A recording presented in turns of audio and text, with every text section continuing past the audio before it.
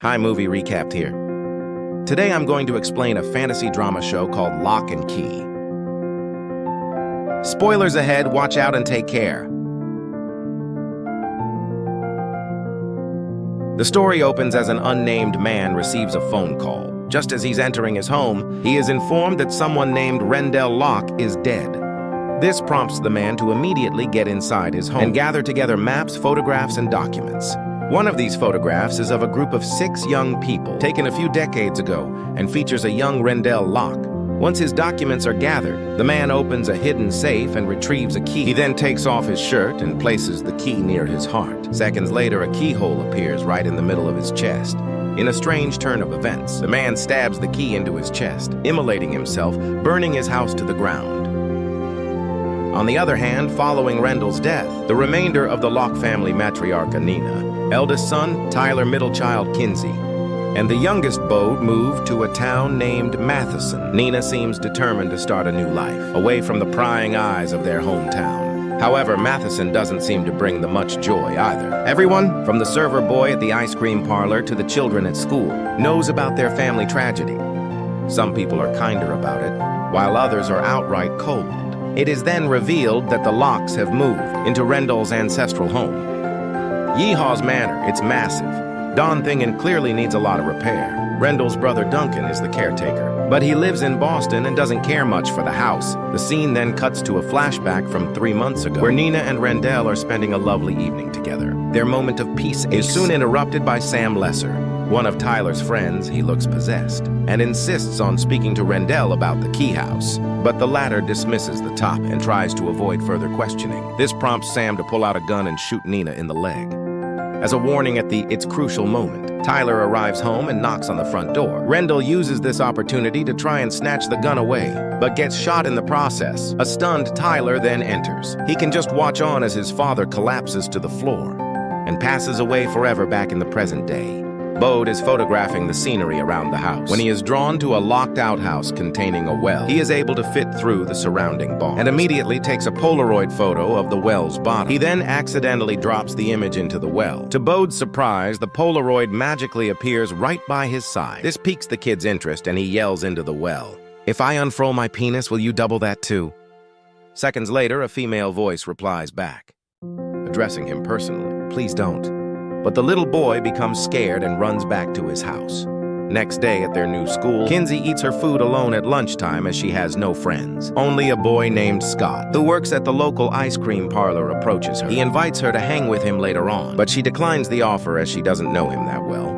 And while at home, Bode hears the female voice from earlier calling him. His mother has gone to a hardware store, and so he decides to check the well out once more. The woman, whom he refers to as Echo, reveals that the Keyhouse Manor is full of magical keys. She explains there is a key that allows someone to step outside of their body, and another that allows people to change appearances. However, the best key is the Anywhere key, one that can take him anywhere he wants to go. If Bode wants to find them, he should listen to the voices inside the house. Upon hearing all this, the kid becomes really curious and he heads back home, determined to find these magical artifacts. A few nights later, Bode hears strange voices near Kinsey's bracelet. It was gifted to her by her father before he passed away. While she is in the bathroom, Bode manages to take the bracelet apart and finds the first key, the Anywhere key sighted.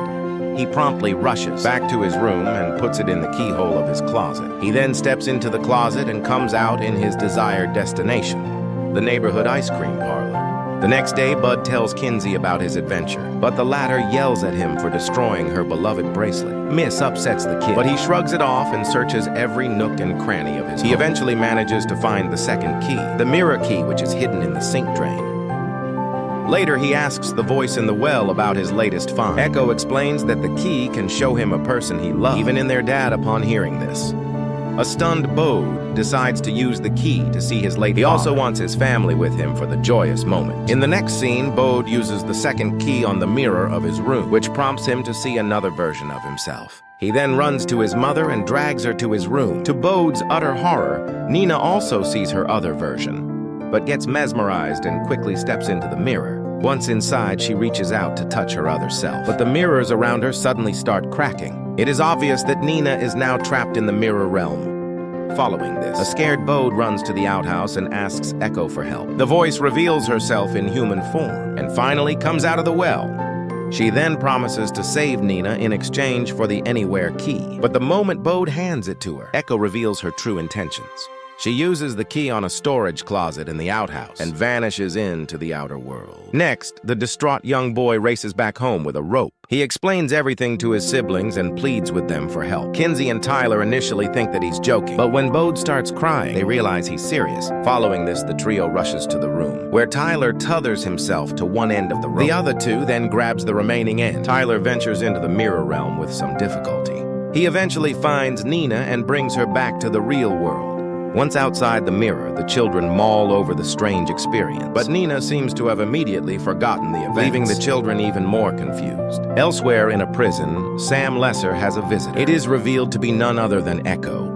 A few days pass by, and while his brother and sister have already started school, Bode has a week till his term starts. Stays at home, attempting to decode the situations. He also wants to take revenge from the woman from the well house, whom he refers to as Echo. One afternoon while playing around, Bode finds the third key in an old vacuum cleaner. Tries it on all the doors around the house, but is unable to activate it. Later, he bumps into Rufus, the gardener, and the two quickly bond over their shared affinity for action figures. Bode because he's a child. Rufus because I don't know what's wrong with Rufus. Bode then asks what weapon he should use against an enemy that he doesn't know anything about. Rufus suggests a bear trap, but warns his new friend to be careful.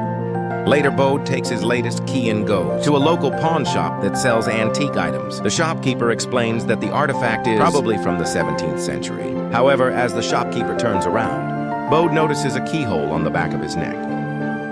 The little boy finally theorizes that the new key works on people and not doors following this. He runs back home and places the new key near his neck. A small keyhole soon appears on the spot. Confirming his theory, however, decides not to use it for the time being. Elsewhere, Echo is enjoying her freedom a little too much. She eats almost every dish available at a diner and uses the Anywhere key to escape without paying the bill. She then steals designer clothes from a store and later breaks into a jewelry shop to take away a necklace. A few days later, Rufus's mother, Ellie, comes to pick him up from Key House Manor. Nina is glad to meet her and invites her inside for a chat. From their conversation, it is revealed that Ellie and Rendell went to school together. They were part of a group of 6 close friends, which included Lucas, Rendell's best friend, as well as Ellie's husband. However, one day a tragedy befell the group. They had gone for a swim, barely half a mile away from the Key House Manor. Unfortunately, the weather took a turn for the worse, and 3 of them, including Lucas, drowned to their deaths.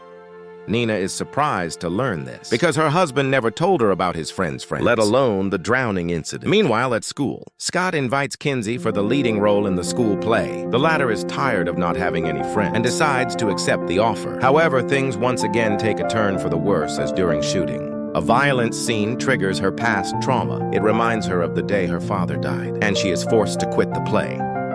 That's all right. Scott was likely making all that shit up to get in her pants anyway. Similarly, Tyler is struggling with his past as well. He goes on a date with a girl and they later start making out. Tyler's really struggling here. However, while kissing her, he gets flashes of Sam Lesser's face, which makes him agitated. Tyler then abruptly ends and heads home without any explanation. Poor guy, just like her kids, Nina isn't free from trauma either. While buying hardware for the house, she comes across a hammer which triggers some bad memories in her. Flashback ensues and the scene shifts to the day of her husband's death. Sam Lesser had just killed Rendo and was going after Kinsey. Tyler was desperately trying to get into the house, but couldn't do so because the front door was locked from the inside. In that precarious moment, a wounded Nina found the strength to drag herself up. She then grabbed a hammer from nearby and knocked Lesser out. For the moment back in the present day, Nina still hallucinates about being blood when she holds the hammer. On the other hand, it's revealed that the key Bode had found is called the head key. It allows users to explore the mind of the person. The key is inserted into Bode finally tries it on himself and has an out-of-body experience. He sees himself frozen in time, with the key still inserted in the back of his neck. Alongside his frozen self is a giant chest that wasn't there before. Bud sees his name written on the chest and opens it. Turns out it is a gateway into his mind, which is full of memories and thoughts. They are set up like an arcade with bright lights and loud sounds. Plenty of children's toys are scattered around, and the main emotion within the chest is happiness. Later that night, Bode shares his new discovery with his sibling. He then sticks the key into his neck and invites them into his mind. Trio happily enters the chest and are awed by the colors and sounds. Moments later, Bode directs them to a memory of their father. A story about a sea monster that he used to tell all his children. Unfortunately, Bode never knew how the story ended, as he always used to fall asleep midway. After a while, they come out of the chest and Bode removes the key from his neck. Tyler questions how he is finding the keys, to which Bode reveals that he hears them. Kinsey then remarks that their father must have known about the key, as one was hidden in her bracelet. Nonetheless, Tyler fears that these magical artifacts are dangerous. Takes them away from his little brother. He gives the head key to Kinsey, while keeping the mirror key for himself. A few days later, the siblings get into Kinsey's head, which is beautifully organized as a multi-level shopping mall. It is here that the end of the sea monster story is revealed. It is indeed a happy ending. That's not the version Tyler was told, however. He remains silent, and the siblings come back to the real world shortly afterwards. Later that night, Tyler thinks about the story his father had told. It was a much darker version, which revolved around a person making terrible choices. In the end, the person was left to ponder his mistakes for the rest of eternity. It is then revealed that Tyler had been tasked by Rendell to help Sam Lesser in school. The two young boys got close, and one day, Tyler casually mentioned that Kinsey was the family's perfect child. Upon hearing this, Sam became upset, as he couldn't do anything right in his father's eyes. He said that he often thought about killing his own father. Tyler laughed at his words, and even jokingly asked Sam to do the same for him. This explains why Tyler has been so withdrawn from the family. Since his father's death, not only is he grieving, but he feels guilty as he thinks that he egged Sam on to kill Rendell. Elsewhere, Nina meets Ellie at a local diner. It is obvious that the latter has ulterior reasons to keep an eye on the Key House Manor. During their conversation, Nina says that she used to be an alcoholic once, but May has been sober for 6 years. She still regrets missing out on so much of her children's lives. Nina also reveals that her youngest son had met a scary lady in the well house. This catches Ellie's attention, who seems very interested in the story, although she doesn't express it out. Right after returning home that night, Nina goes through her closet and finds a yearbook that belonged to her husband. She looks through it, stopping to gaze at Randolph's old picture. She also sees his other friends, including a photo of Lucas with an omega symbol down around him. The next few pages are littered with various symbols. Around several people, suddenly, Nina realizes that she has seen the omega symbol before. She distinctly remembers noticing it on Sam's wrist just before he shot her husband. On the other hand, Echo is using her freedom to track down old friends, one of whom is Mark Cho. It is revealed that this is the man who immolated himself. In the opening scene, she uses the Anywhere key to travel to his home, but finds it burnt to a crisp. Suddenly, Echo notices a kid nearby. You as a thread containing a key around his neck. This is the same key that Mark Cho would use to burn himself down. Echo goes after the kid and manages to lure him inside the ruins of the home. She promises to show a magic using her Anywhere key in exchange for his necklace. Following this, Echo uses her key on a half-burnt door and opens a portal to a railway platform. This grabs the kid's attention, and right when he's distracted, she snatches his necklace. Echo then pushes the kid onto the train tracks before closing the door. In the meantime, the cheeky Bode manages to find yet another key. It is hidden in the painting of his great-great-grandfather Chamberlain Locke. This is the ghost key, which turns the user into a ghost when used on a door with a skull knob. One such knob is present in the Key House library, and Bode immediately inserts his latest key in it. As he steps through the library's door, his soul is yanked out of his body and he turns into a ghost. Next, the little boy enjoys himself, flying through the grounds and the forest in his ghost form. There's also a cemetery on the grounds where Bode meets Chamberlain, an actual ghost. The old man tells him something interesting. Rendell and his brother Duncan used to use the ghost key all the time when they were children. This is particularly strange, as Bode never heard Duncan talk about any of the keys. While returning back to his body in the mansion, Bode sees something else as a ghost. Turns out Allie has a key to the well house, and she is looking for Lucas.